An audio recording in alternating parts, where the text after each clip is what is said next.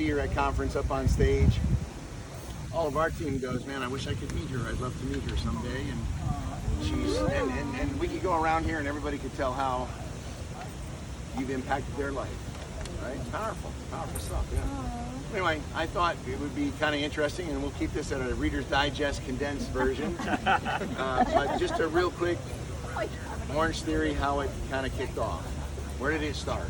Yeah, so This is storytelling at its best, folks.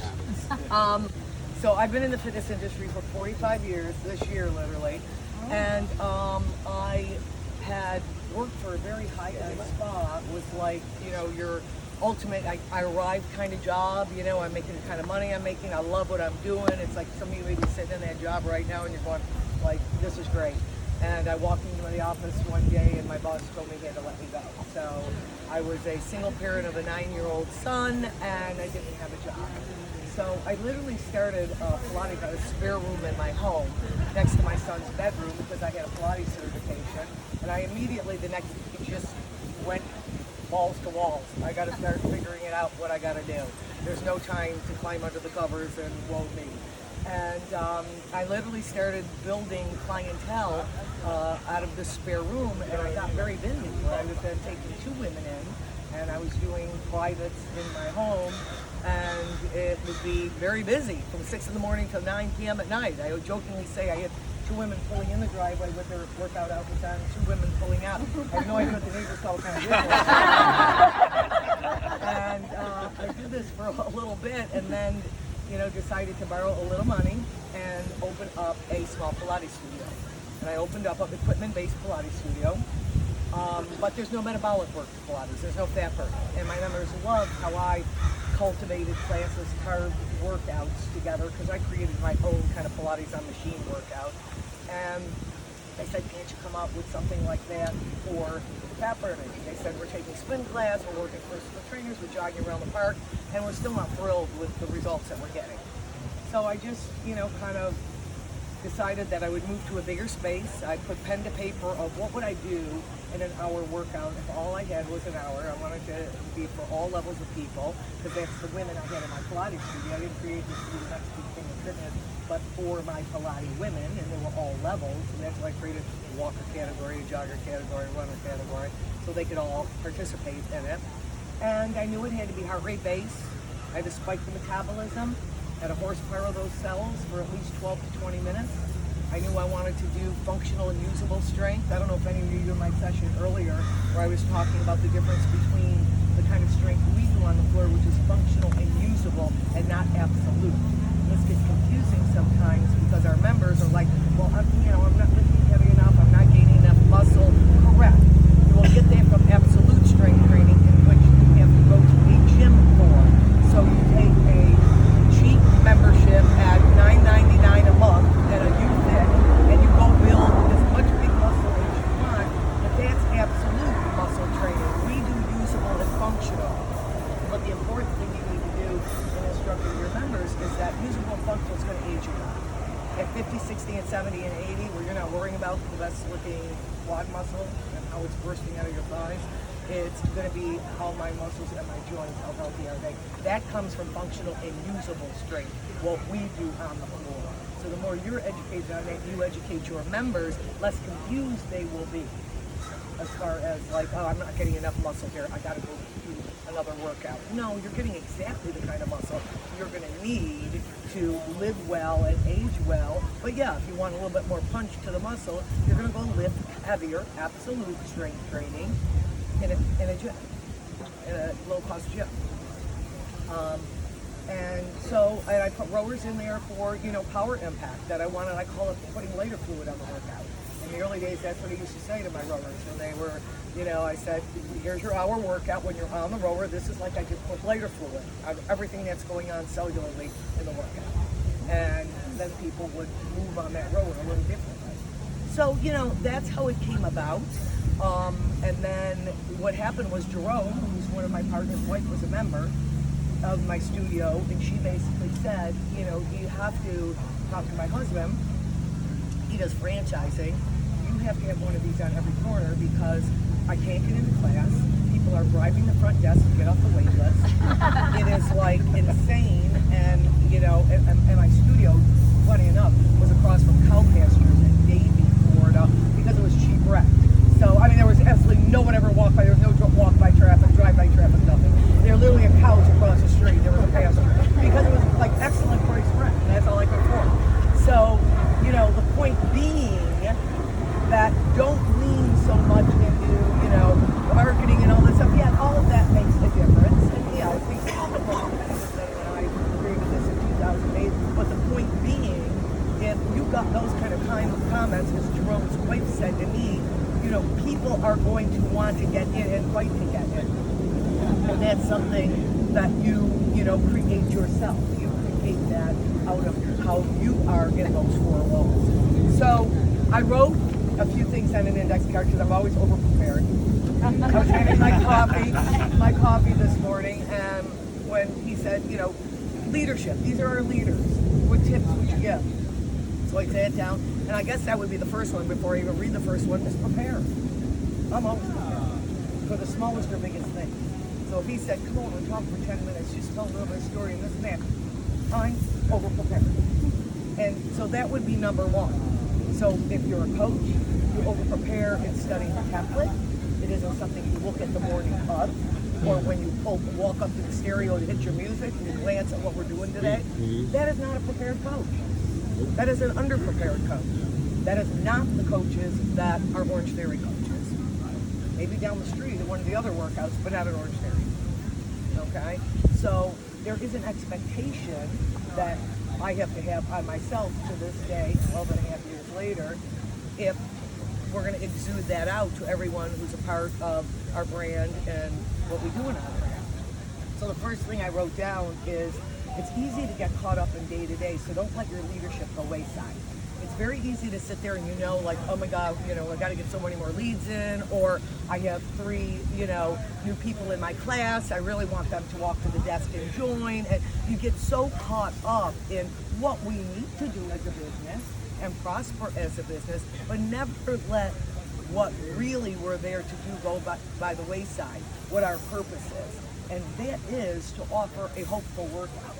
So a lot of times when I'm in interviews, people will say, tell me a little bit about your workout, you know, what does it do? It gives hope to people. Okay, it's a workout that anyone could come into. We have very deconditioned people.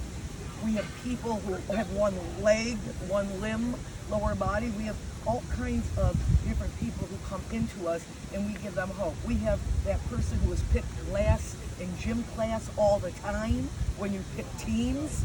They were not in that top 5, which probably most of you were.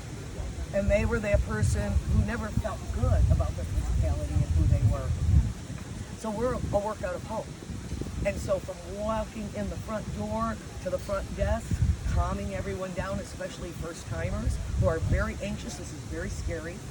You look through that window, people look like they're maniacs in there. This is very, very threatening and scary. Their blood pressure's already up. Their heart rate's probably already up. They haven't even passed the threshold for the workout yet. So you need to know that. And then you're going to respond to them differently. Hi, I'm Ellen. Don't worry about it. I know exactly how you're feeling. And today, you're not going to kill it. You're going to ignore everyone in the room. Here, this is what's going on. And you're just going to move through the workout. I want you to move through the workout today. You're going to have more of a chance of that person going to the front desk and going, oh, I think I can do this, as opposed to the person who goes to the front desk and goes, I'm going to check with my husband. I'll let you know. They're not checking. They probably felt like, you know, I don't know if I can do this. That was like, oof, I was pushed a little too hard. And we learned this in the early days. In the early days, people were throwing up constantly. They were throwing up constantly because it was like, and I didn't have this information in the early days, and they were throwing up in my studio, running to the bathroom after, you know, and I was like, okay, I gotta really make sure everyone that this is their first class, and I call it the 6. I tell them, take at least 6 classes before balls to wall. You don't have to say that, but okay, take at least 6 classes before you really push to, you know, this place that you think you should be in this room. Stay backed up. You're good. Don't worry about the splats. Don't worry about the. Get through the hour. You're nice little sweat glow going on. Let's talk after. This has got to be the conversation with new people, especially in studios where you have a lot of already skilled Orangetheory Fitness people, because it is scarier. At least in the early days, everyone was young. Everyone was young. But now it's ultra scary.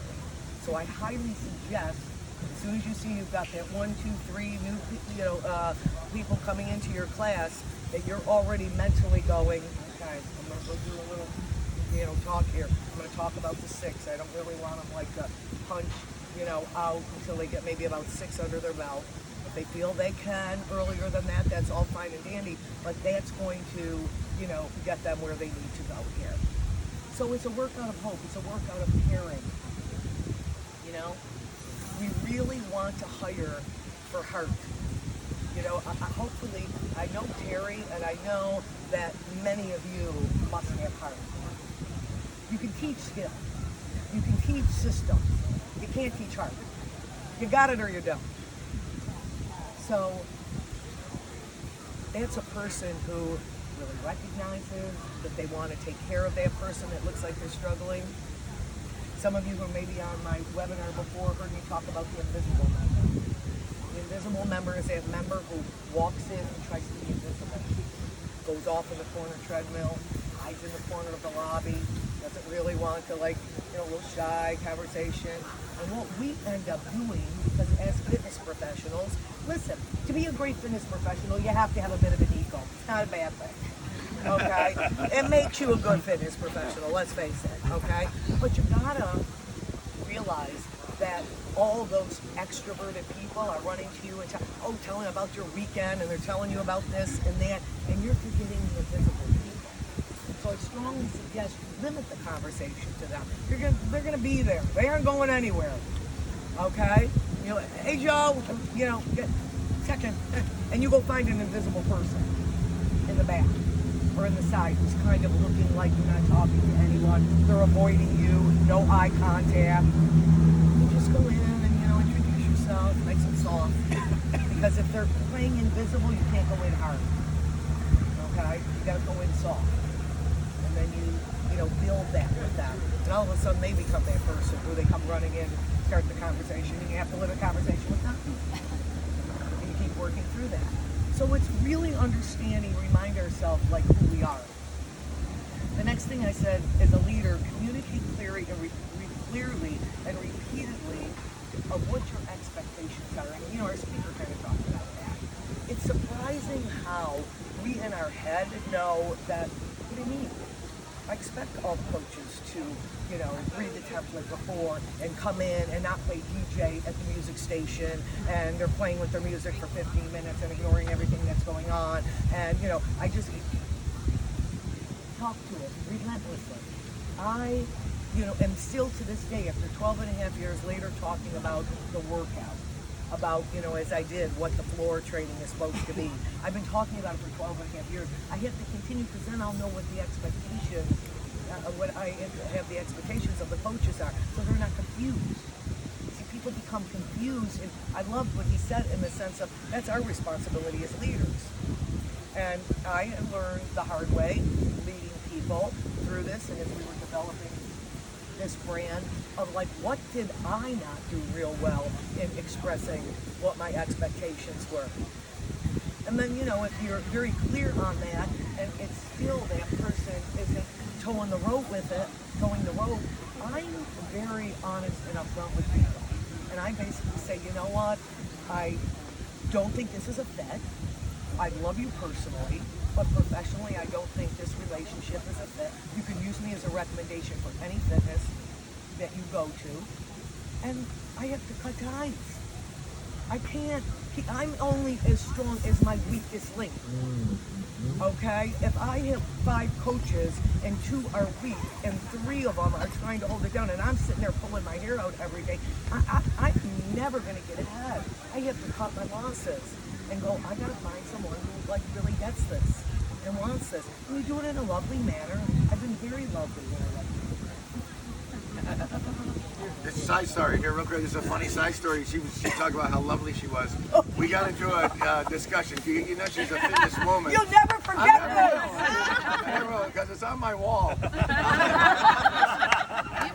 We were having a discussion about the workout or something. I forget. And what he had it an was. opinion. Yeah, and then so we're all a couple of us, 4 of us were sitting at a table, and I said, and so I said to Ellen, you know, Ellen, you're not the only exercise physiologist here. I too have schooling in exercise.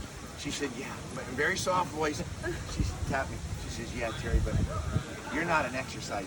You're not an. I'm practicing. I'm practicing. Yeah, you're not a practicing exercise physiologist. And I shut up. He has never left me.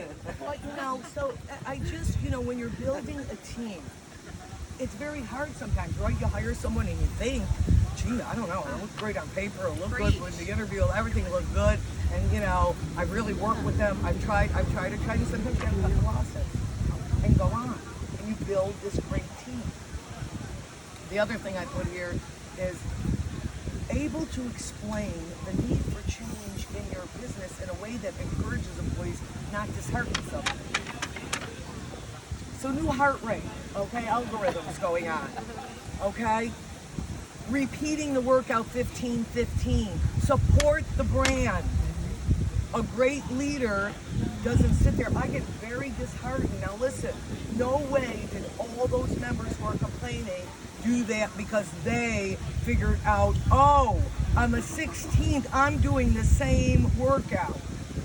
It came from something. It came from staff. It came from leaders and studios. And that is not support.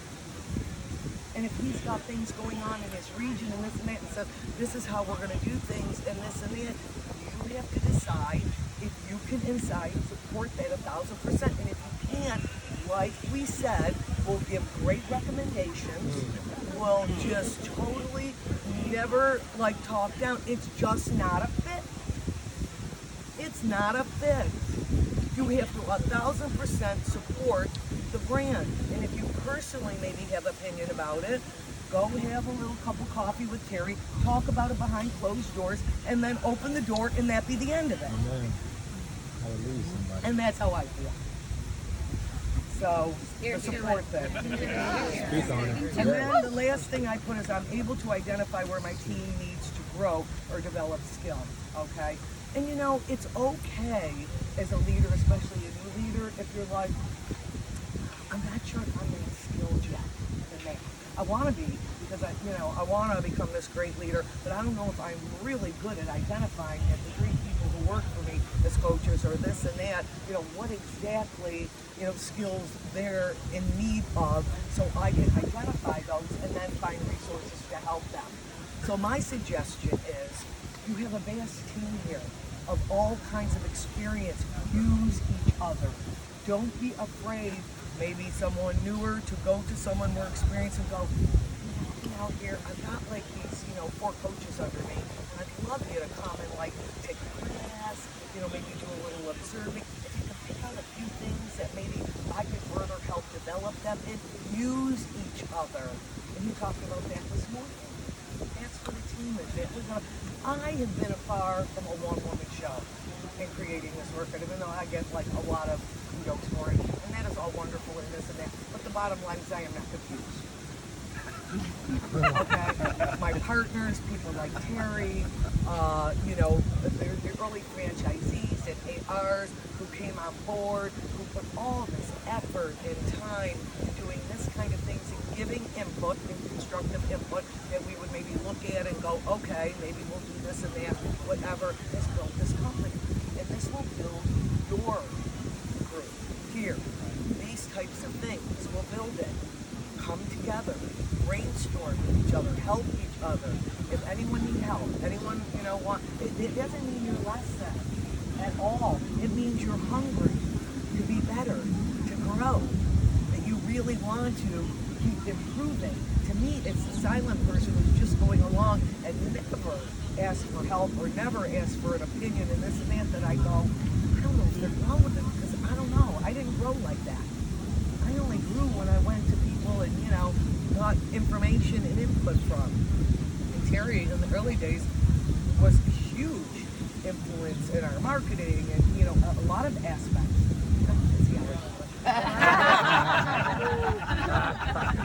a lot of aspects to our business. So you're very fortunate. You're extremely fortunate to be working for this individual. I'm going to tell you that right on. He has a just huge amount of knowledge. Tap into it. Use him.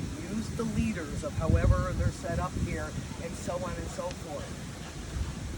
But maybe use some of these tips. Keep learning, keep growing, never be satisfied with where you're at. And, you'll get there. Now, we had a hard couple years. This has not been a fun, little, ride here. But the fact of the matter is, we move forward. I think that's my dad. So, it's like chop chop. You know what I'm saying? We can't sit in, if I would have sat in that I was fired without a job and an income as a single parent, and I waited a couple months, I wouldn't have food on the table. So, you don't. You refuse, you just get up, you pull up the brewster. It's uncomfortable, but uncomfortable is okay. The beauty of this brand is we understand uncomfortable. We understand push, okay? And maybe it has to sit in us a little, where we put it in our members when they're on their treadmill or when they're doing the workout that we're coaching. So it's okay to sit in there. I have grown most when I have been pushed, when I have been uncomfortable. The times I did not grow is when I'm comfortable, because it's real easy to sit back.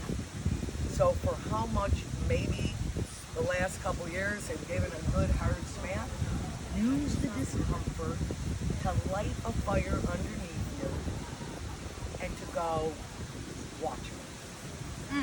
Watch me. You gotta love that, right? You gotta love that. I don't know about, who you guys, and I do know, but, when I think about people I want to follow, I always want to follow somebody that's made it, that's got there, that has had great success, and then when they're at the top of the mountain, they turn around, they grab your hand, and they pull you up. That is Ellen Latham right there.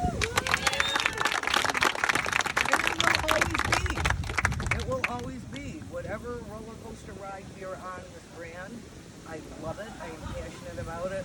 I take it to heart. People who want to be a part of it, people who have, just dug in, that just, means so much to me. And you will always have the support. There is no way that support will not be there. And I'm at the corporate office still, 12 and a half years later. They can't get rid of me if they try to blow me on it. It's not going to happen. I told Ellen we'd be 10 or 15 minutes, and she's 25 minutes into it. Let's get one quick photo and then get her out of here. Okay, kids.